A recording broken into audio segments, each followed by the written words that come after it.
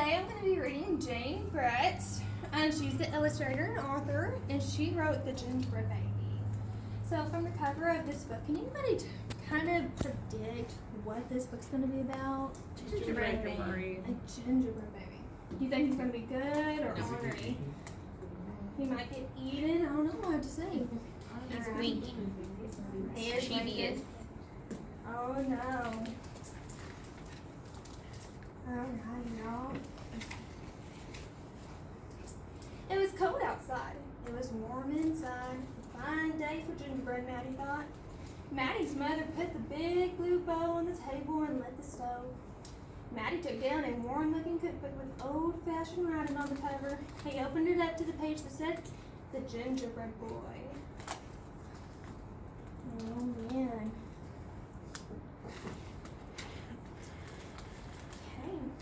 They measured and mixed. Maddie rolled the dough into the shape of a gingerbread boy, and they popped him into the oven.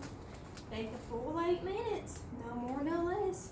And do not peek, the recipe read. Maddie listened to the clock. Tick, tock, tick.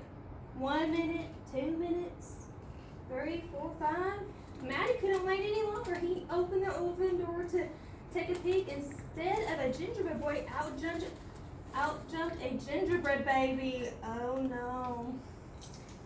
Have y'all ever made cookies and you just couldn't wait to take a peek and y'all looked? I have. He pranced around the big blue bowl. "I'm the gingerbread baby, fresh from the pan. If you want me, catch me if you can." Oh no. Maddie's mother reached for the gingerbread baby to put him back into the oven, but he ran all around the kitchen. The door opened and in came Maddie's father. "What's that delicious smell?" he asked, as the gingerbread baby tumbled through his legs and outside into the yard. Oh no, y'all. What do y'all think he's gonna do? Run outside. Do you think he's gonna be nice outside, or No. He's gonna run in the snow. he's gonna run in the snow? Okay. He ran by the tabby cat. She twitched her tail and sprang at him. They rumbled and tumbled, but the gingerbread baby came out on top. They ran toward the garden wall. The dog caught a whiff of a tasty ginger and sniffed along behind him. But the gingerbread baby was halfway up when the dog caught up. He barked and barked as the gingerbread baby climbed over the wall. Oh no.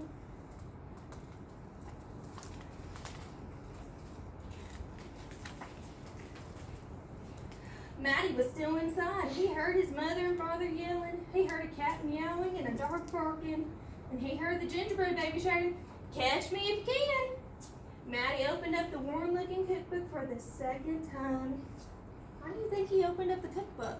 He's gonna make a girl. He's gonna make a girl, make him a friend. Let's see. Make him stop. Yeah. Let's see what happens.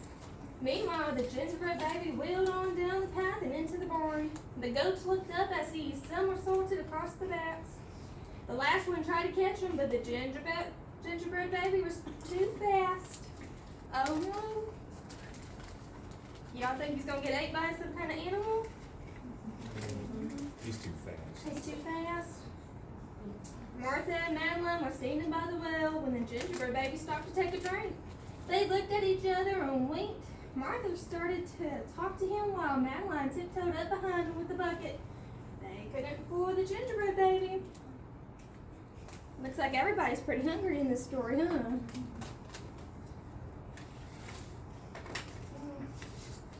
He took a braid from Martha and a braid from Madeline and tied them in a knot and ran down the road.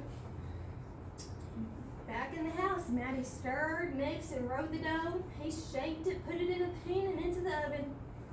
Tick, tock, tick, 8 long minutes. This time he didn't peek. "I will catch him if I can," Maddie said to himself. So, does anybody have an idea what he's baking? We know he's baking out the book. A house? You think? Yes. What to say? As he was bouncing along, the gingerbread baby saw a farm wagon just ahead. He jumped in and set her down for the ride next to a mama pig. The smell of a gingerbread baby was just too much for her. She tossed him high in the air, closed her eyes, and opened her mouth. But the gingerbread baby twisted in the air and came down hard on her porky snout. I am the gingerbread baby, too quick for the mother and the father, too fast for the cat, the dog, and the goats, too clever for Martha and Madeline, too smart for the mama pig. Who's left? Catch me if you can.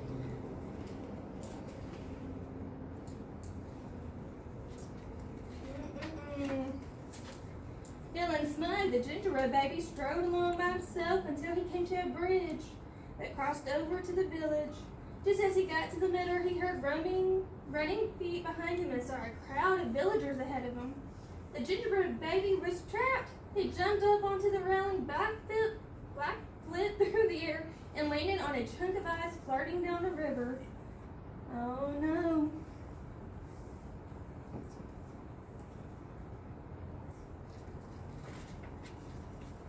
The ice bobbled along with the gingerbread baby dancing on top and singing in a loud voice. Look at me, and what do you see? The best gingerbread baby ever. Until his foot got cold and he jumped ashore.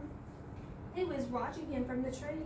It was the fox. He crept up behind the gingerbread baby, ready to eat him up. But the fox couldn't help himself and he licked his chomps. Smack, smack. That gingerbread baby heard him and ran as fast as he could. Do y'all think he had his match? No. No? Let's find out.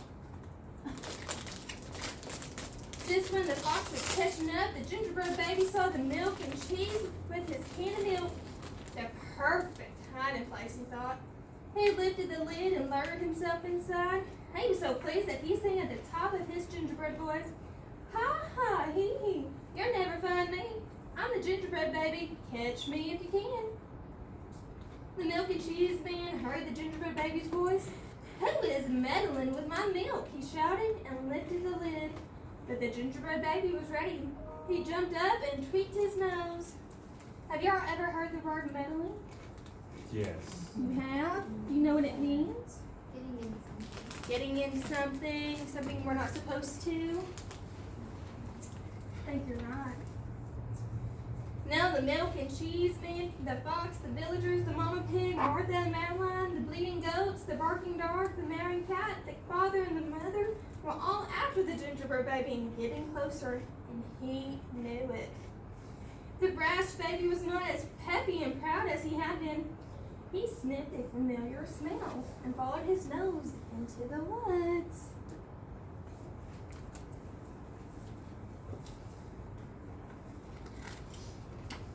He couldn't believe what he saw. There in the middle of the clearing was a gingerbread house, frosted with sugar, covered with candy, and doors with peppermint handles wide open. The gingerbread baby clapped his hands with glee and ran inside. Who do y'all think made that gingerbread house? The boy. The boy. I think you're right. In a tick-tock tick, everyone arrived in the clearing, but all they found were a few bits of frosting, a peppermint candy, and some crumbs. The father exclaimed, the gingerbread baby has finally met his match. I wonder who it was. The mother said, let's go home and tell Maddie.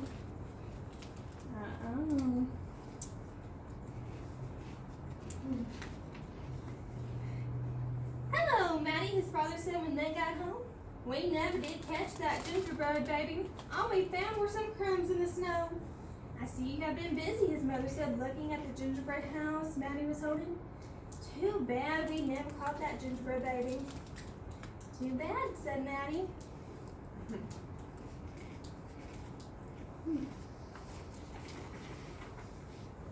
Only Maddie could hear the tiny voice from inside the gingerbread house. Oh my goodness, look at this. I'm the little gingerbread baby, lucky as can be, to be living in the house that Maddie made for me. Oh, so that's what you wanted all along. So have any of you ever made a gingerbread house? Yeah. You have? Did you like the way it smelled and wanted to eat it?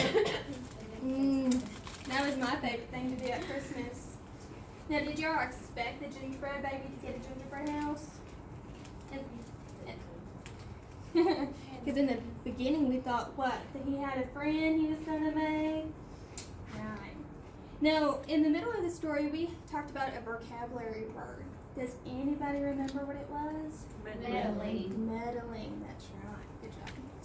And so, if I was to have a class for Christmas, we would be making little gingerbread babies. And instead of the face right here, we would actually cut out a picture of yours faces and put it right there, and then it could be a forever Christmas ornament. And that's the end.